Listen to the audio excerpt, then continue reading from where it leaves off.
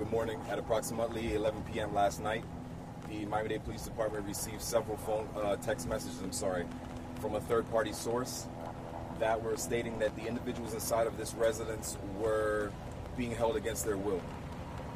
Once the uniformed officers arrived to the scene, they attempted to make contact with the persons inside of the home, and there was no answer. At that point, they secured the area around the house, they secured the surrounding area, and the proper notifications were made. The special response team was called, the hostage negotiators were called, referenced the individuals saying they were being held against their will. And several hours of communication went back and forth. At that time, the lines of communication actually ceased. And maybe approximately an hour or so ago, a gunshot was heard. At that time, the special response team made entry into the home. Once they went inside, they saw the individuals exiting the home. The three individuals that came out were apparently family members, and they also saw one male with an apparent self-inflicted gunshot wound. How is that male doing now? At this time, the male has been pronounced deceased. Was he the one who was barricaded inside, who was holding people hostage? We're not sure of that right now. We're waiting for homicide investigators to come and take over the investigation, and they'll be able to confirm that information later. Okay, so one man is dead, and you don't know if it was a hostage or the guy who was holding hostage? Right now, we have one male dead. He is the apparent male that was holding the other individuals hostage. Was there anyone taken into custody? No one was taken into custody. The three family members that were inside, no one else. The house was secured. They looked around, no one else was in the house, and they were the only individuals that came out. And of course, we still have that one male that's deceased. You say their family? Say it again, ma'am? At this time, we haven't confirmed that yet. You say their family members? How are they related? We don't know the relation yet. Once the investigators come and continue with the investigation, they'll be able to confirm that. I think we're confirming right now that it is at least one teenager inside the house. This was a long negotiation. At any point, were they able to make contact? Between the individuals inside the house, they were receiving messages through via text, just saying, help, we need help, basically. But not with the person. At one point say, Tim, we've done this before in Elmore Town, and go into much detail. Last week there was a standoff, it's called 3 times to a home. A lot of similarities here.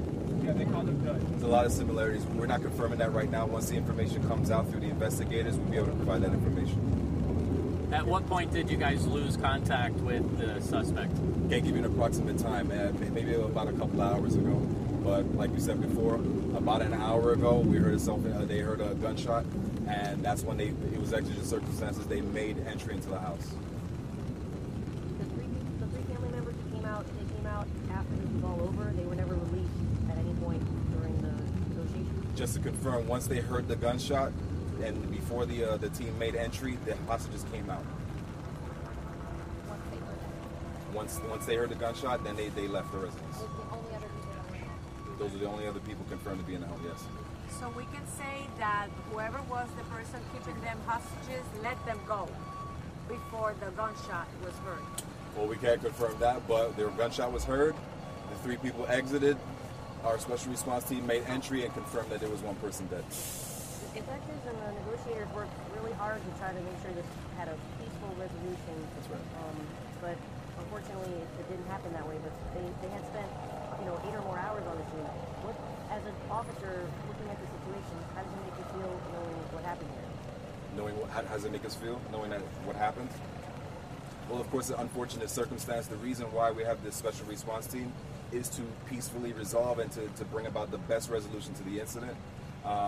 Obviously, this was an unfortunate circumstance. So they did everything they were supposed to do. They waited as long as they can so that the incident wasn't escalated. Once they went inside, they confirmed it, and that's just the circumstance we're in right now. How did you try to talk to the suspect to try to get him to come out and surrender and release the hostages? How did you try to get him on your side?